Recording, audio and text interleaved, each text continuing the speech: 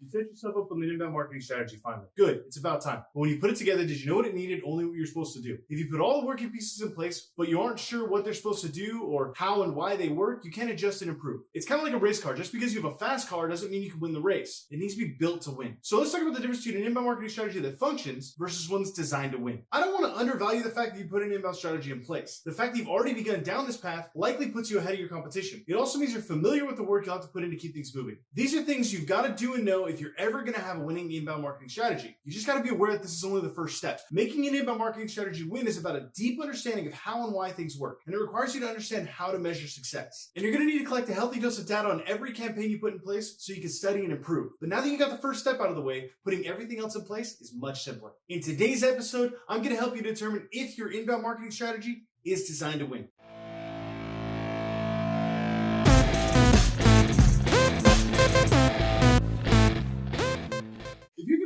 You got to build the right car. Just because it's running now doesn't mean it'll hold up for the long run. Your inbound strategy may be moving your marketing along. It may get you a few leads. However, without the essentials, you won't have the ability to win. Let's get to those essentials right now.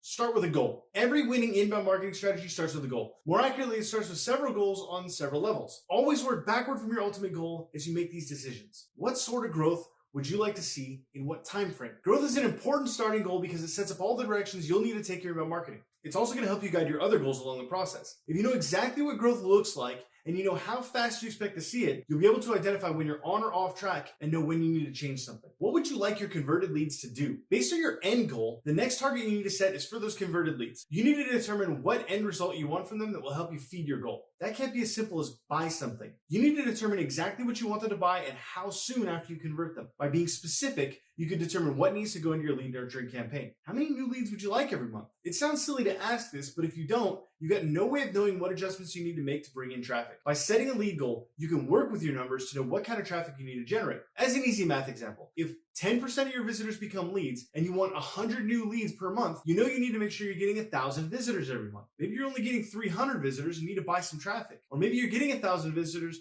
but they're coming from the wrong source and aren't properly qualified. Setting a goal lets you identify problems and advantages in your strategy. Do you have any idea who your audience is for? There's an important yet often overlooked detail about inbound marketing. The content you create to support your inbound efforts must connect with your intended audience. If it doesn't, then your whole strategy is shot.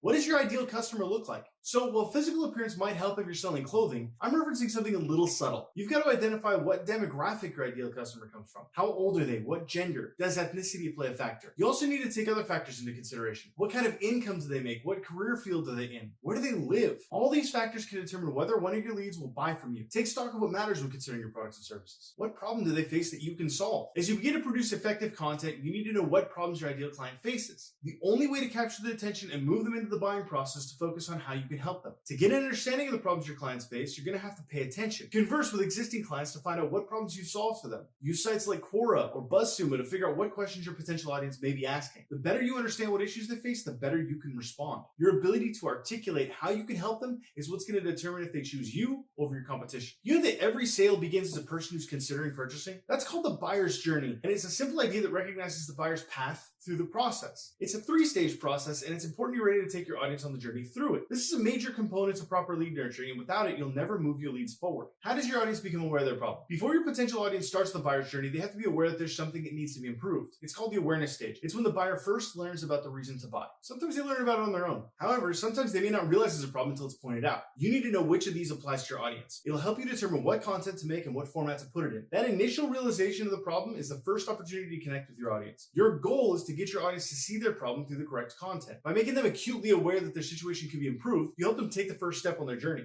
To understand the stage better, ask these questions. What do the buyers say their problems are? How do they get the information they need on their problems? What happens if the buyer does nothing? Are there myths that you need to bust? What do they use to rank their problems important? How can you help educate your audience about their options? Now that your audience knows that they've got a problem, they're going to be looking for a solution. This is called the consideration stage. Your audience is going to start considering the options that they have. Obviously, they've got more than one option to solve their problems. These options are called your competition, and each of you may have more than one method to fix what's troubling your audience. You want to be the one to educate them on what they can do. The obvious goal is to help them decide to use one of your solutions. You need to be thinking of ways to influence their learning process and lead them your direction. My personal advice is that you share your knowledge. The single best way to give people confidence that you can help them is to prove you know your industry. The knowledge that you share is the perfect way to show that your option is right for them. These questions will help you figure out how to educate your audience. What kind of options does your audience have? How will they learn about their options? What kind of perceptions do they have about their options? How do they gauge what option is right for them? How can you help them put a solution in place? At some point, your audience is going to look at making a purchase. It's called the decision stage. During the decision stage, your audience has pretty much decided which method they're going to use to solve their problem. The last thing you're going to do is choose which company they're going to work with. This is do or die time for your company. You need to bring their buyer's journey to an end at your doorstep. At this point, your focus should turn to overcoming objections that may arise. They need to know that what you have to offer is going to meet their needs. Your audience needs to feel that there's no way anyone else can be a better choice than your company. Some questions to help you prepare for the decision stage. What does your audience care about most when deciding who they'll work with? What are the pros and cons they have with your company? Are you going to have more than one decision maker? Do they all have the same perspective? Does your audience expect to try it before they buy it? Are there other considerations like training or execution? With your buyer's journey outline in place, you're ready to produce content. Content is the actual substance that will help nurture and guide your lead through that journey. Every step in this process is going to require some form of content to make it work. From blogs to emails to social media, you've got to get ready to relate, educate, and connect with your audience. The purpose of content is to help your audience like, know, and trust you so that they inevitably come to you when they're ready to buy. What form is your primary content going to take? If you're going to have any kind of content strategy, you need to decide where you're going to put the bulk of your information. That's what primary content is. The great thing about primary content is that it can take a form that works best for you. If you're a writer, you could start blogging. Blogs are the most common and least involved way to create primary content. Feel more comfortable in front of a camera?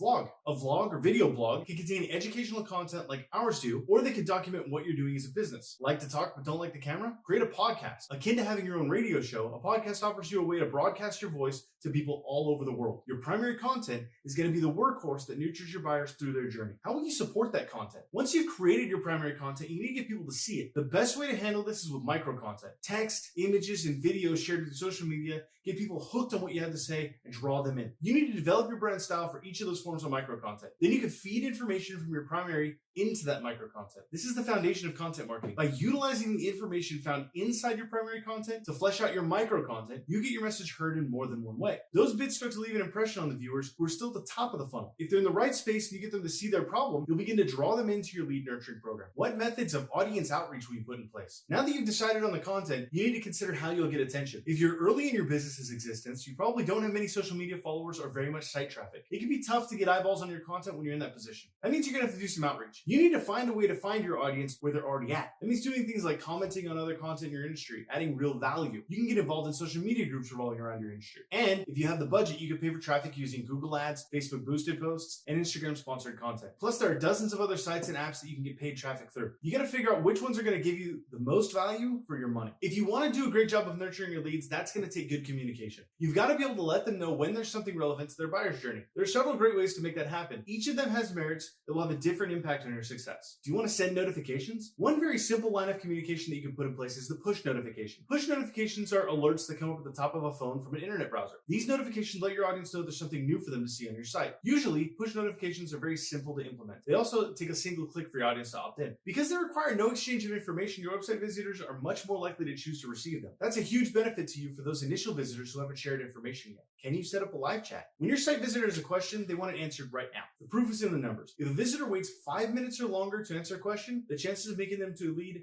drop. That's bad news. You need a way to get your answers to your customers right now. That's where live chat and little automations come into play. By adding the ability for your visitors to contact a live agent, they can get answers right now. Adding in automation tactics for when you have no agents available can help preempt a lot of objections. It's a combination that makes your visitors delight in communicating with you. Have you built a list of emails? The most basic and important form of marketing communication is the email. You should be building a list of as many emails as possible. You've also got to make sure that you add as much data to each of the entries on the list as you need to qualify them. Collect everything you can about the reasons they're looking at your company, the things that they're interested in, and the stage of the buyer's journey they're in. As you post content and see certain actions on your site, you can trigger emails that will send them a relevant message at the right time. They'll feel like you're talking right to them. That's going to give them the confidence that you know what they're going through and can help them out. Again, trust is huge in earning a lead's business, and this is one of the best ways to do it. Just make sure you're sending emails that they actually want to open. Everything up until this point has been to create traffic. However, what are you going to do with those website visitors once you have them? The answer is simple. You're not going to do anything if your website isn't ready for them. Do your pages direct visitors to the action you want them to take? When your visitors come to your website, they need to know what you want them to do. That means putting a clear website path with an easy to identify call to action in place. Notice I didn't say calls to action. I specified singular. A fast way to muck up the website path is to include too many options. Keep it simple and your site visitors will stay on track. However, every page should have ACTA. There should be no place on your site that they land where they don't know exactly what you want them to do. If there is, you're missing an opportunity. Are you giving them a reason to give you contact information? Hopefully your goal is to drive traffic towards some kind of lead capture. If it's not, maybe you have other things to worry about. For most, however, every path through their website is meant to end in a visitor offering up their contact information or making a purchase. Since only about 2.4% of people will purchase on the first visit, getting contact information from the rest is important. But here's the real question. Why would they give you their contact details? Now, you might be able to come up with some justification based on your visitor's desire for information. However, when's the last time you wanted endless emails from a company that otherwise gave you nothing? You need to incentivize your visitors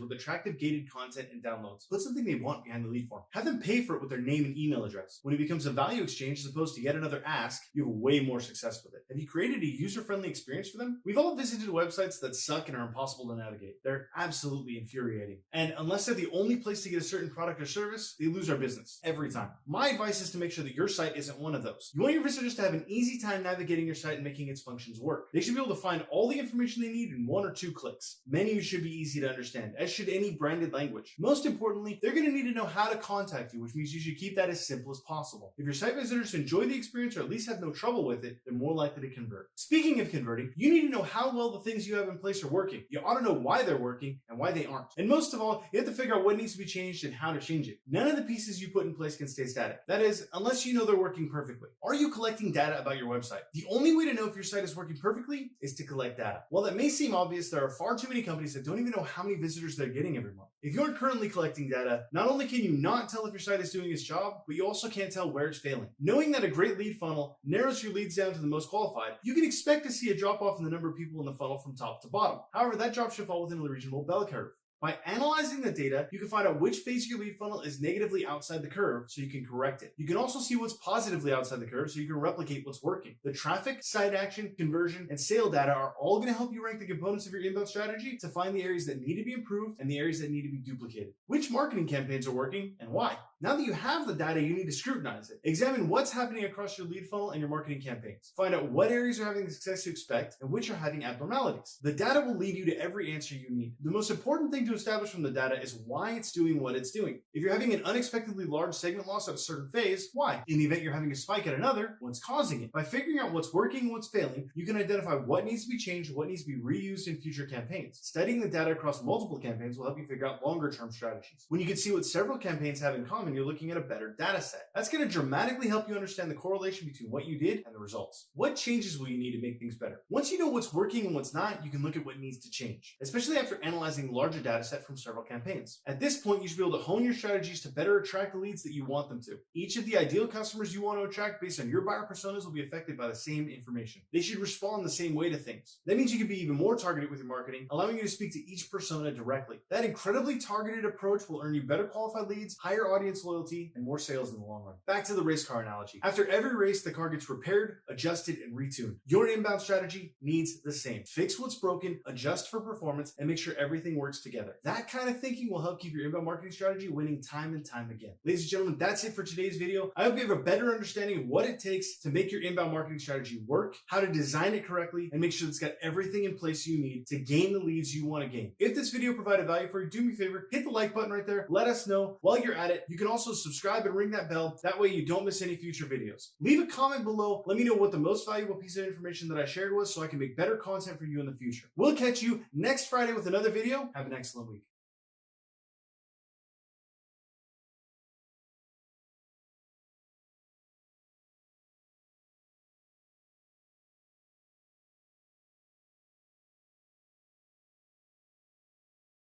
Ladies and gentlemen, I hope you enjoyed today's video. While I still have you, I want to help you learn to capture more leads. Today, I'm going to share with you our lead generation checklist. In order to download it, all you have to do is visit visceralconcepts.com/YouTube-lead-checklist. Put your first name, last name, and email address in the form, and we'll email this to you so you can put it to use immediately. Your website has one job to do. Make sure it does it the best that it possibly can with this checklist. It'll walk you through everything you need to capture more leads right now. This checklist will help you understand what you need to do to capture leads through your website, create each element effectively, learn how these elements direct your leads, determine what data you need to collect for improvement, and earn more leads through your website. If you're ready to put your website to work and earn back what you invested into it, this checklist is a logical answer. Download it now and make your website work right. Again, all you have to do to download it is visit visceralconcepts.com/YouTube-lead-checklist. Put your first name, last name, and email address in the form, and we'll email it to you to put to use immediately so you can start earning more leads through your website right now.